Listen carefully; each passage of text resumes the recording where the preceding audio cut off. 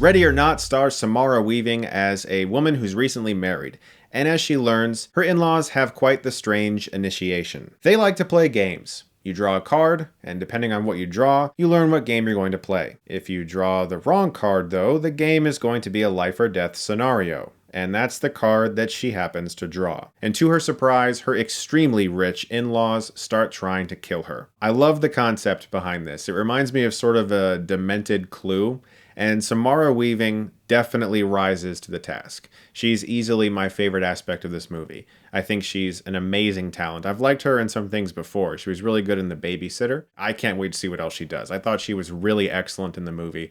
The production design is also really good because a major theme of the film is how the rich are just really different. And so this film is set in this incredible mansion and it just looks immaculate. And the lighting of this mansion is gorgeous. And the film is pretty darkly funny as well. It's subversive in the fact that it's doing some pretty horrific and terribly violent things on screen, and it's sort of doing it with a point. And I enjoyed watching Samara Weaving's character Grace figure out what was going on and fight her way out of this horrific scenario. That provided some really entertaining sequences. And overall, I would say that I mostly enjoyed this movie, although from a script standpoint, there are aspects of it character-wise, mostly in the third act, that really disappointed me, and some choices with the direction and cinematography also that got on my nerves. There's a lot of handheld in this film.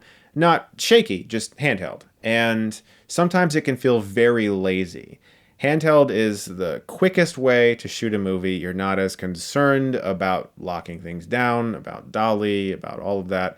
Let's just shoot it handheld. And it feels like that may have been a choice quite often in this movie. And for some scenes, it really adds to the tension. But there are others where it does nothing for the tension and actually becomes a huge distraction. That's just me. Most people probably won't think about it. I tend to look at that stuff a lot more.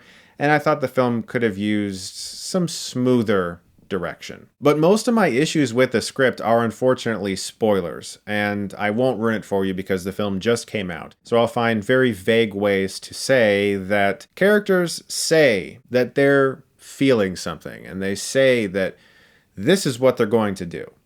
And scenes later, they just do this turn to the exact opposite direction. Because there are certain characters in the film that make sacrifices because of what they believe in, and then quickly just change that. When it came to the writing, the comedy was the strongest aspect of it. There were scenes that I thought were really funny. For instance, one person refers to her niece as brown-haired niece. And I just thought that was fucking hilarious because it's poking fun at how rich people just sometimes don't give a shit about their kids. And in particular, this family. Obviously, not all rich people are like that, but the family in this movie is like the worst of the worst in so many different ways.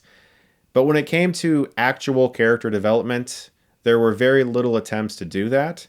And the scenes that seemed specifically about that, they later just said, you know what? I actually don't want to do that with that character. And so it didn't feel like it was earned. Certain choices that people make towards the end, it just felt out of nowhere. And it's never boring. It's always entertaining.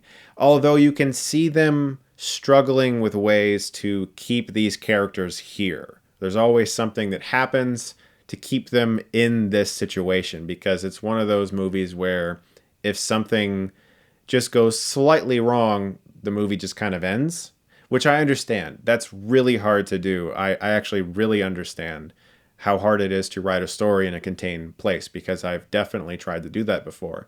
And you always run into various problems. Well, the phones, cars. And the film mostly finds ways to make it believable enough. As a comedy, I think this film works pretty well. As a horror film, it can be pretty entertaining. But as a film that attempts to at times build character, I think they could have done a lot better. I'm going to give Ready or Not a B-. It's fun enough, and I think people who are really excited about this movie are going to find things about the film they love. Guys, thank you so much, as always, for watching. Look forward to more reviews very soon, and if you like this, you can click right here and get Stuckmanized.